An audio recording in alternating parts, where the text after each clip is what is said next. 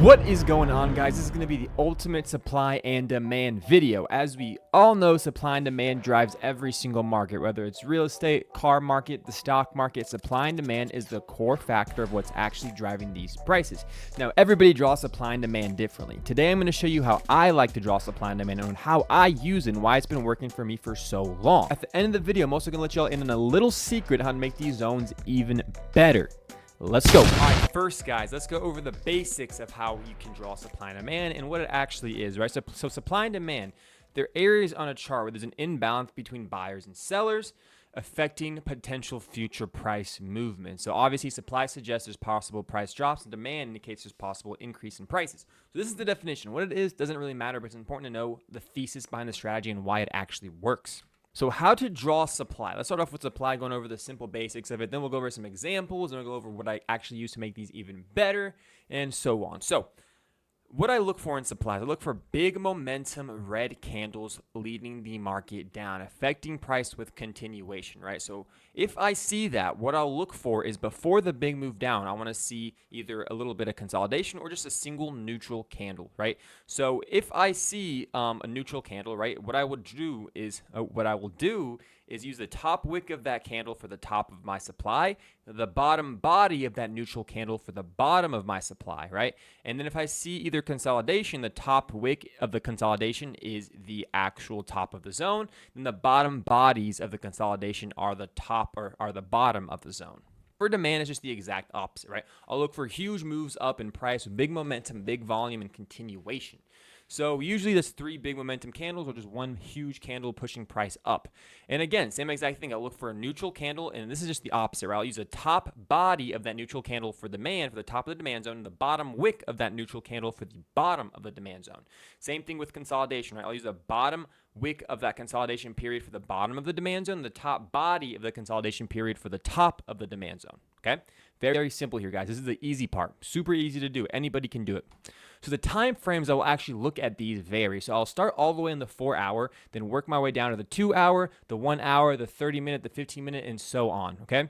So let me just show you a quick example, right? And actually, every single day on the Discord, I call out my zones, exactly where my zones are, what I'm looking for. Not only that, I'll actually post a plan every single day where I have a video, a recorded video of me going over what I want to see, when I want to see it, exactly what I want to do when I see it. I also trade live on here every single day, man. And I know what you may be thinking. He's trying to sell you something, but no, this is all completely free.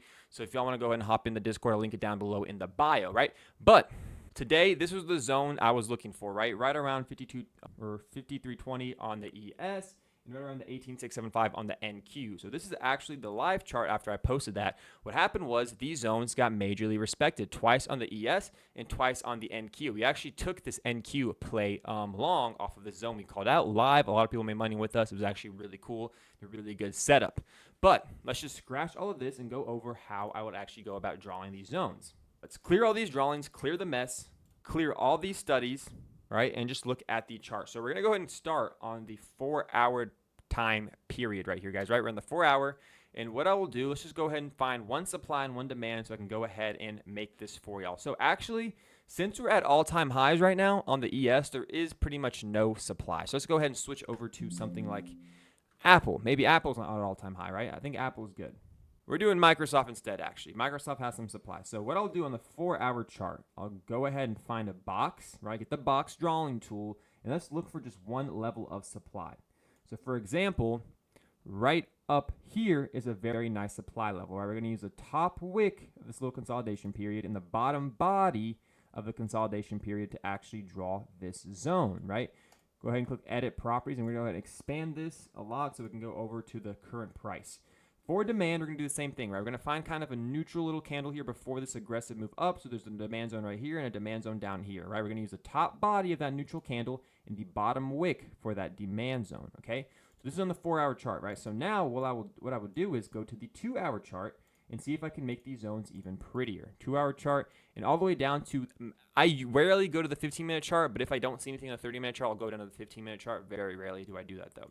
Let's go ahead and try to fix this zone right here. This zone actually still kind of looks good. Let's just drop it. Make sure we get that bottom body and that top wick. Let's go all the way over to this demand zone now. Make sure it still looks pretty good. So this demand zone actually shifted a little bit, so we kind of have to get the top body of this consolidation period before this move up. So this is what I consider a consolidation period, the bottom wick. So we're still good on that zone. Now let's drop down to the 1 hour time frame and look at these zones again. So right here, this zone still looks very solid. You got the bottom of the consolidation, top wick of the top of the consolidation. Very, very good. Very nice zone right here. Let's see how it looks. So now that the zones look a little crazy, right, I kind of want to shift this and only kind of take either this right here. So not only am I getting this neutral candle, I'm also getting this little neutral candle in this consolidation period before this aggressive move up, right? So I'm taking both of these into one, because you can draw a demand here, you can draw a demand here. I'm just combining these into one, because all of this kind of starts this big aggressive move to the upside. Right, let's see if the 30-minute can actually make it look a little bit clearer and a little bit prettier for us, guys. Let's go, 30-minute. Let's see here. On the 30-minute chart, this zone is still looking good. What I'm going to do is actually move it down a little bit to get that bottom body, and then move it back up to get that top wick perfectly. And then let's go back and look at this demand, guys. Let's look at this demand over here. See if we can make it prettier. Perfect, man. This demand actually can be made a little bit prettier by moving this down a little bit, making sure we get that top body and the bottom wicks are still secure.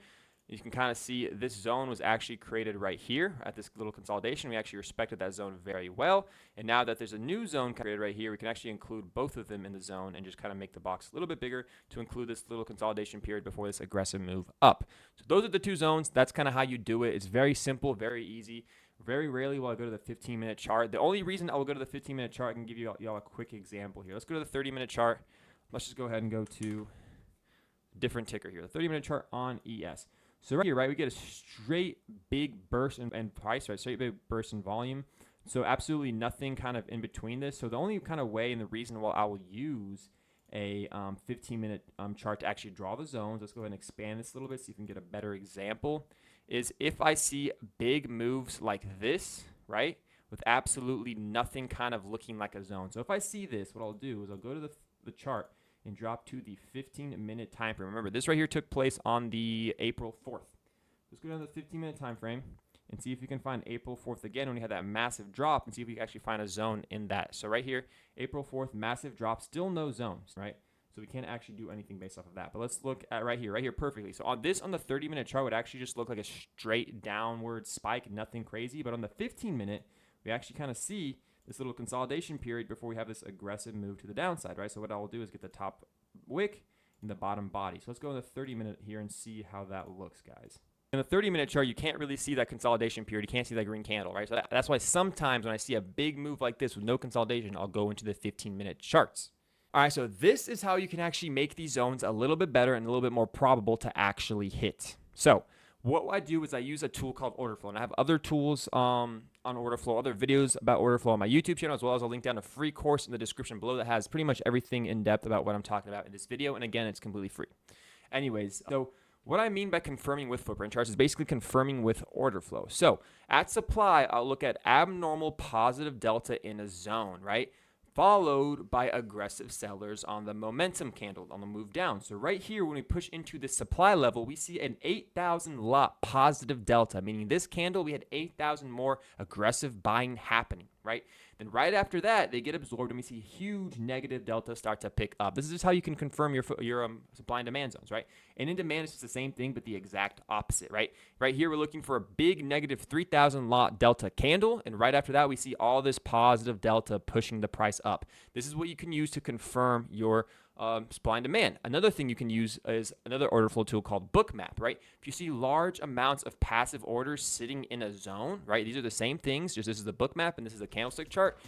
Large amounts of passive orders sitting in a zone, you can kind of collide that with your supply and demand zones to make it even stronger. I hope you all enjoyed this video. Make sure to like and subscribe if you did. Below, I'll also link my Instagram. We just hit 100K and we're running a pretty big giveaway on there, so make sure to go ahead and follow me. Anyways, guys, I'll see you next time. Trade safe and be smart.